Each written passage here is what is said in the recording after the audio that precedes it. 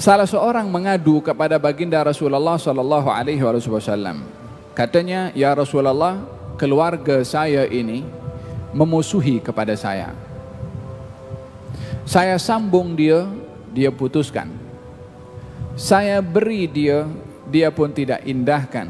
Setiap kali saya berbuat baik, dia pun tidak pernah mengindahkan perbuatan baik saya." yakni memberitahukan saya ini dah banyak berbuat baik, dia tak berbuat balas baik dengan saya.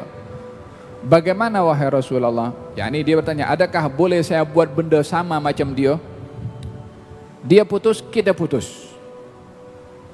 Macam zaman kita sekarang ramai orang, dia tak datang ke rumah kita, kita tak perlu datang. Kita larang kita punya keluarga untuk pun datang.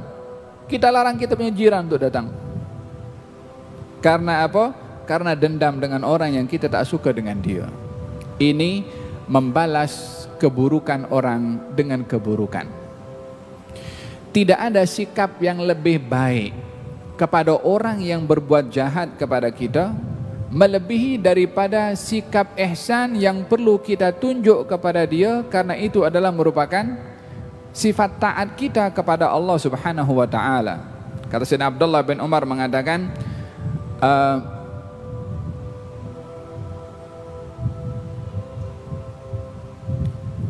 tidaklah menyikapi kepada orang yang berbuat jahat kepada kita yang lebih baik dengan kita mentaati Allah dengan berbuat baik kepada dia.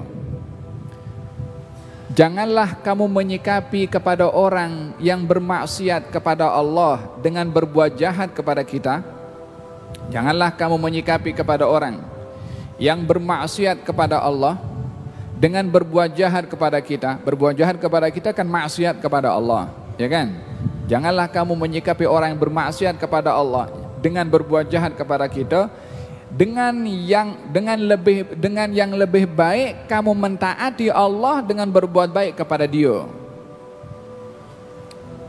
Yakni kalau dia bermaksiat kepada Allah dengan berbuat jahat, balaslah dengan kamu berbuat taat kepada Allah dengan berbuat baik kepada dia. Itu sikap yang perlu ada kepada seseorang bila mana menyikapi orang yang berbuat jahat kepada kita.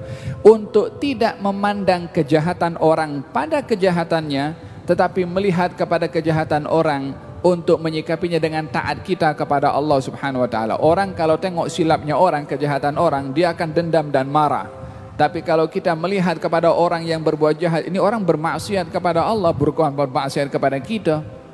Karena kita dia bermaksiat, maka janganlah kita buat benda yang sama macam dia dengan bermaksiat kepada Allah Subhanahu wa taala dengan memaki ataupun berbuat jahat kepada orang tersebut.